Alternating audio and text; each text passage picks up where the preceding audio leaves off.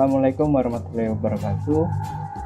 Nama saya M. Hafiz Badri dengan NIM 501 200-565. Ingin mereview tugas saya yaitu mata uang Indonesia. Artikel penelitian di Scopus. Yang pertama itu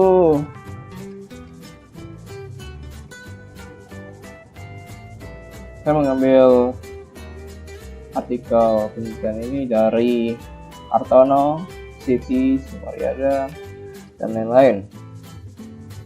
Terbitkan di tahun 2021 yang berjudul Foreign Currency Exchange Rate Prediction Using Non-Linear Schrödinger Equation with Economic Fundamental Parameter. Diterbitkan oleh Chaos, Solitons, dan Fractals.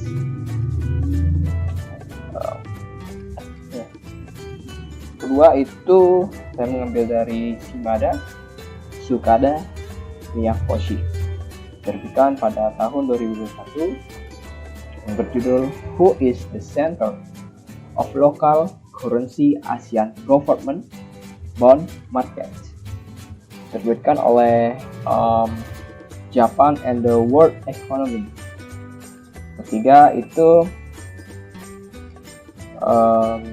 ditulis oleh Eriksa, Nelo, dan Pratama.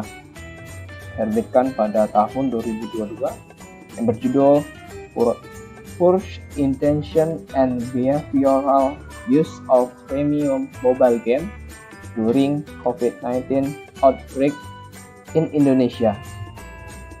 Terbitkan oleh Procedia Computer Science. Keempat itu penulisnya itu Demirer, Yüksel, dan Yüksel lagi. Ini nama Yüksel dan Yüksel ini berbedanya di A.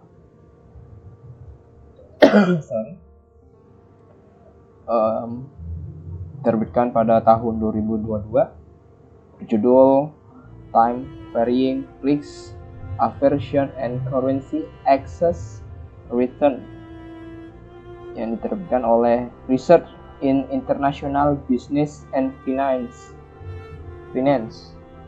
Selanjutnya nomor 5 yaitu penulisnya yaitu Narayan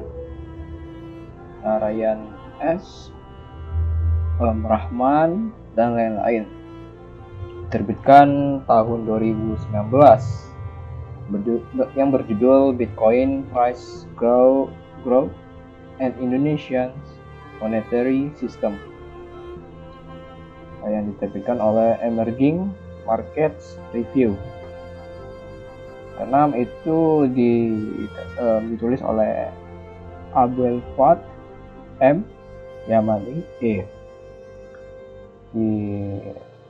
Diterbitkan pada tahun 2021 yang berjudul Currency News and International Bond Markets. Diterbitkan oleh The North American Journal of Economics and Finance. Yang ketujuh ditulis oleh Safwan S, Mabibullah MS, dan Sugandi EA. Diterbitkan pada tahun 2021 dengan judul Mitigating the Shadow Economy Through Financial Sector Development in Indonesia, Some Empirical Results. Diterbitkan oleh Helion.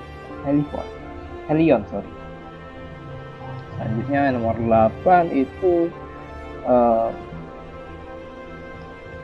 penulis hanya satu orang, itu Genkyo Tae. Diterbitkan pada tahun 2022 dengan judul The Intermediating Role of the Chinese Renminbi in ASEAN Currency Markets, Evidence from Partial Prevalent Coherence diterbitkan oleh The North American Journal of Economics and Finance. Selanjutnya nomor 9 ya. Itu ditulis oleh Bowery E, Lucy B, Saidi T, dan lain-lain. Diterbitkan pada tahun 2020 yang berjudul Extreme Spillover Risk Across Asian Pacific Currencies, a Quantitative-Based Analysis. Diterbitkan oleh International Review of Financial Analysis. 10 itu ditulis oleh Kaloyi GA dan UY. Diterbitkan pada tahun 2022 yang berjudul Understanding the Pricing of Currency Risks in Global Equity Market. Diterbitkan oleh Journal of Multinational Financial Management. Ke-11 itu ditulis oleh Jaya I, Satria I, Budianto, dan lain-lain. Diterbitkan pada tahun 2022 yang berjudul Are the Working Principles of Fisheries Management at Work in Indonesia. Diterbitkan oleh Marine Policy. 12 itu terus oleh Kionti lagi, sebelum Kionti juga nomor 8, diterbitkan pada tahun 2021 dengan judul Region-Wide Connectedness of Asian Equity and Currency Markets. Diterbitkan oleh The North American Journal of Economics and Finance. Selanjutnya itu 13. Saya mengambil referensi dari Bolli M. Sanoa. Diterbitkan pada tahun 2022 dengan judul Biofuels and Food Security Evidence from Indonesia and Mexico. Diterbitkan oleh Energy Policy. 14 itu Zhang S, diterbitkan pada tahun 2022 dengan judul Dissecting Currency Momentum, dengan diterbitkan oleh Journal of Financial Economics. 15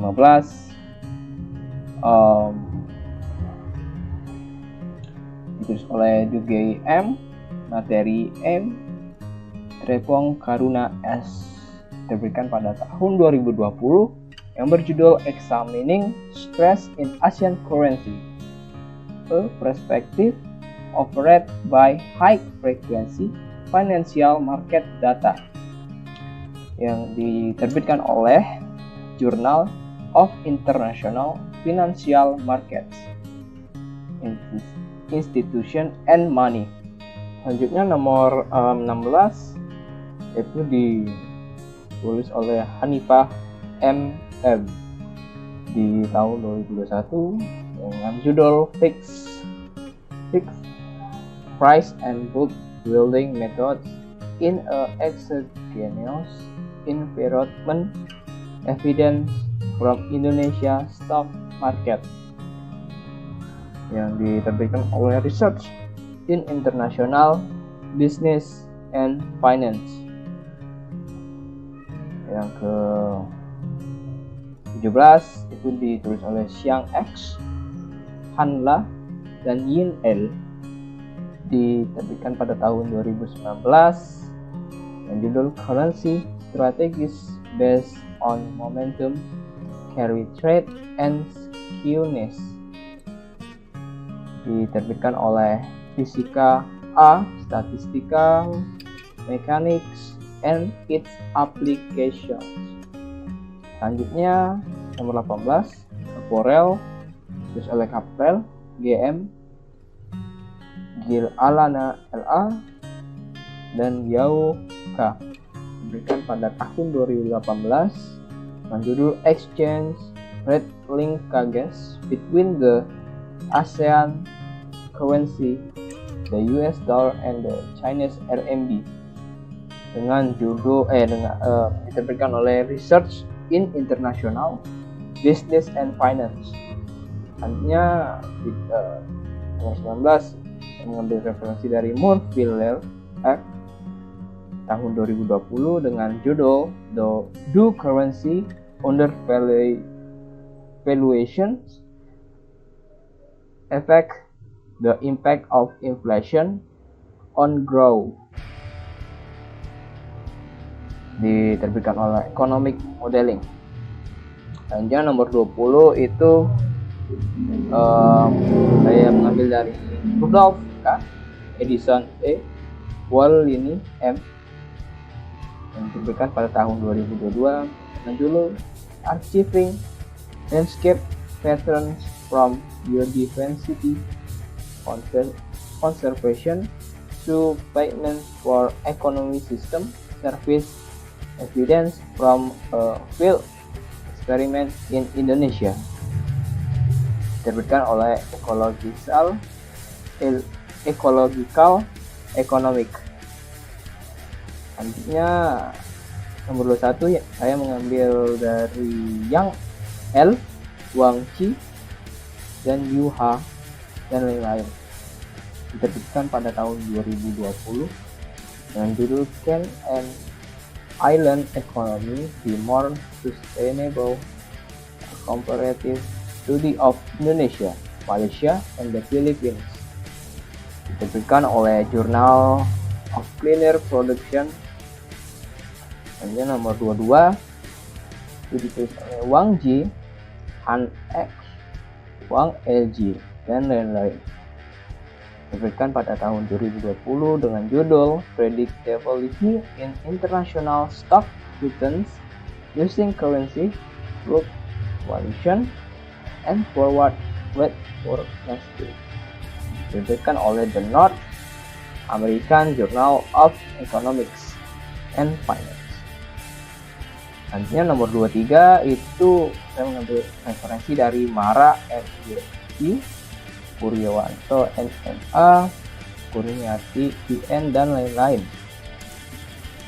diterbitkan pada tahun 2021 dengan judul Capital Flow Banking Credit in Indonesia, diterbitkan oleh Economic Modeling. Nomor 24 saya mengambil dari Al-Mahmud A. Berci Willet TD, diterbitkan pada tahun 2020 dengan judul The Relationship Between Currency Crisis and Capital Flow Revolvers, an Empirical Examination, diterbitkan oleh International Review of Economics and Finance. Selanjutnya nomor 25 yang ditulis oleh saya mengambil dari Jeff E, Leonardo A, James M, dan lain-lain, diterbitkan pada tahun 2021 dengan judul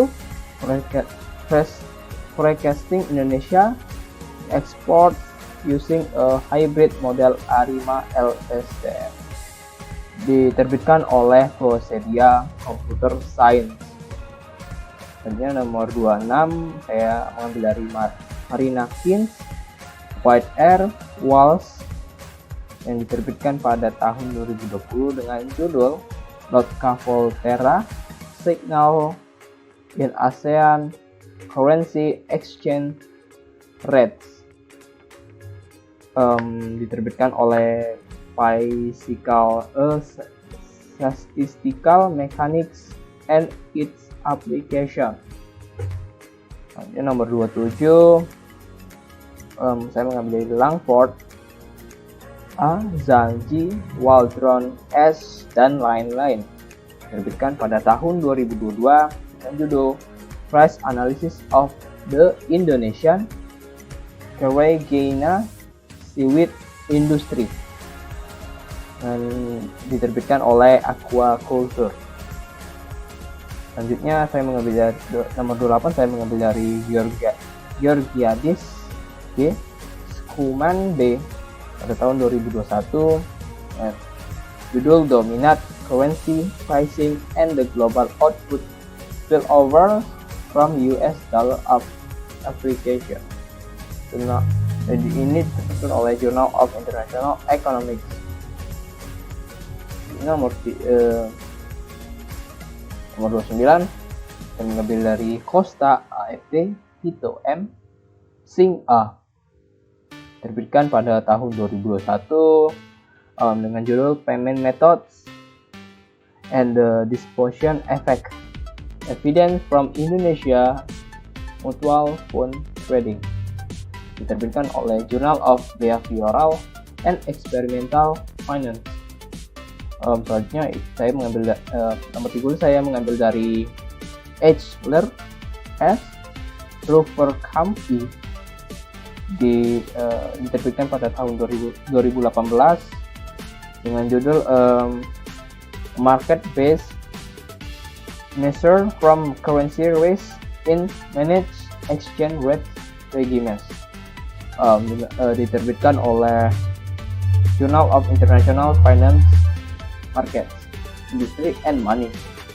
Nomor 31 saya mengambil referensi dari Lause pada tahun 2019, terbitkannya dengan judul Using Currency Iconography to Measure Institutional Quality, diterbitkan oleh The Qualitative Review of Economics and Finance. Ini nomor 32 saya mengambil dari Bunman TM, diterbitkan pada tahun 2019 dengan judul Dating Currency Crisis in the Emerging Market Economics, diterbitkan oleh The North American Journal of Economics and Finance. Ini yaitu selanjutnya nomor 33 saya mengambil dari Yamani A, diterbitkan pada tahun 2019 dengan judul Diversification Flow of Currency Momentum for Carry Trade Evidence from Finance Crisis, diterbitkan oleh Journal of Multinational Financial Management. Selanjutnya nomor 34 saya mengambil dari Budi NFA, Fitriani WR, Widianto AN, dan lain-lain, terbitkan pada tahun 2020 dengan judul Study of Government 2.0 Implementation in Indonesia, terbitkan oleh Socio-Economic Planning Science. Ini nomor 35 saya mengambil dari Boris N, terbitkan pada tahun 2018 dengan judul Local Currency Systemic Risk, terbitkan oleh Emerging Markets Review. Selanjutnya nomor 36 saya mengambil dari Origina O, Rodriguez CM, dan Rodriguez CM, diterbitkan pada tahun 2019 dengan judul The Effect of Inflation Targeting and Financial Openness on Currency Composition of Sovereign International Debt, diterbitkan oleh Journal of International Money and Finance. Selanjutnya nomor 37 saya mengambil dari Chen C dan Lin C, diterbitkan pada tahun 2020 dengan judul The Source of Pricing Factors Underlying the Cross-Sector Section of Currency Return, diterbitkan oleh The Quarterly Review of Economics and Finance. Selanjutnya nomor 38 saya mengambil dari Chep Ito, Go S, dan Gupta R, diterbitkan pada tahun 2020 dengan judul Local Currency Boundaries, Premia of Emerging Market, The Role of Local and Global Factors, diterbitkan oleh Finance Research Letters. Ini nomor 39 saya mengambil dari Bodard V, Carpentier J pada tahun 2020 dengan judul Currency Collapses and Output Dynamics in Commodity Dividend Conference, diberikan oleh Emerging Market Review. Selanjutnya nomor 40 saya mengambil dari Chakraborty A, Eswaran S. Sinha S. Dan ini terbitkan pada tahun 2018 dengan judul Deviations from Universality in the Fluctuation Behavior of Heterogeneous Complex System Reveal Intrinsic Properties of Competence, the case of the international currency markets. Ini diterbitkan oleh Fisika A, Statistical Mechanics and its Application. Nomor 41 saya mengambil dari Ganesh B. Jayima K. Suce pada tahun 2018 dengan judul Emerging Market Local Currency Sovereign Bond Yields, The Role of Exchange Rate Risk, diterbitkan oleh International Review of Economics and Finance. Nomor 42 saya mengambil dari Chen Y. Ledi, diterbitkan pada tahun 2018 dengan judul Market Power, Inflation, Targeting, and Commodity Currency, diterbitkan oleh Journal of International Money and Finance. Selanjutnya saya mengambil dari Sharma S. Pandeha B. dan IKB, terbit pada tahun 2019 dengan judul The Oil Price Predict Indonesian Macroeconomic, terbitkan oleh Economic Modeling. Selanjutnya saya nomor 44 saya mengambil dari Pohra S. dan Pabozi BJ pada tahun 2019. Ini diterbitkan pada tahun 2019 dengan judul Effectiveness of Development and Emerging Marketing Effect Operational in Active Currency Risk Management, diterbitkan oleh Journal of International Money and Finance.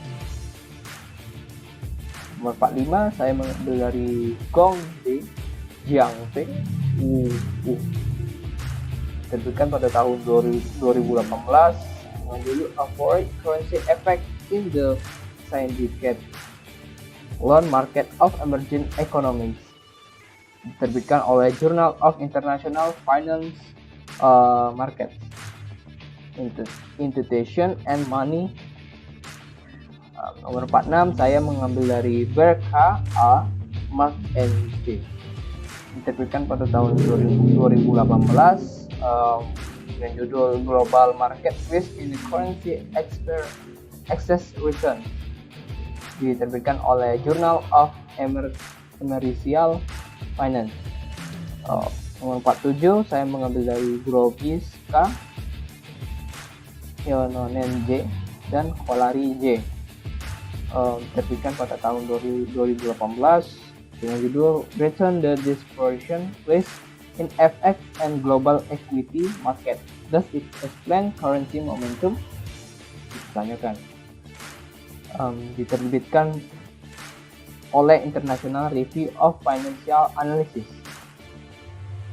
48 saya mengambil dari Satoka Shimuzace J. Diterbitkan pada tahun 2019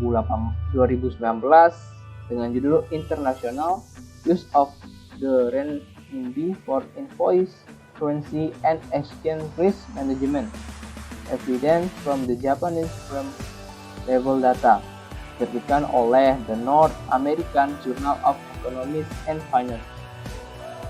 49 saya mengambil dari Sazat SJH, Areola Hernandez C. dan Decoro S, terbitkan pada tahun 2018 dengan judul Risk Transmitter and Reserve in Global Currency Market, diterbitkan oleh Finance Research Letter. Ini yang terakhir nomor 50 saya mengambil referensi dari Park K. Y. Kim Soo dan Ini diterbitkan pada tahun 2019 dengan judul The 13 Currency Manipulation and Application of a State Space Model with Markov Switching. Diterbiti oleh Japan and the World Economy. Oke. Dari seluruh referensi yang saya ambil dari Scopus yang berhubungan dengan kata kunci Indonesia currency atau mata uang Indonesia, itu sebenarnya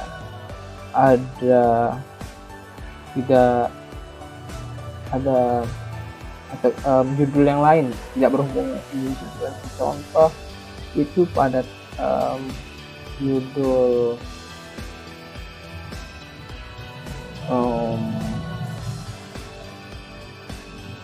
referensi nomor 3 itu Pushing International and Better Use of Gaming Mobile Games During COVID-19 Outbreak in Indonesia. Ini kan tidak berhubungan dengan ekonomi, tetapi ini berhubungan dengan sosial yang ada di Indonesia ketika terjadinya pandemi COVID-19. Dan yang lainnya itu seperti contohnya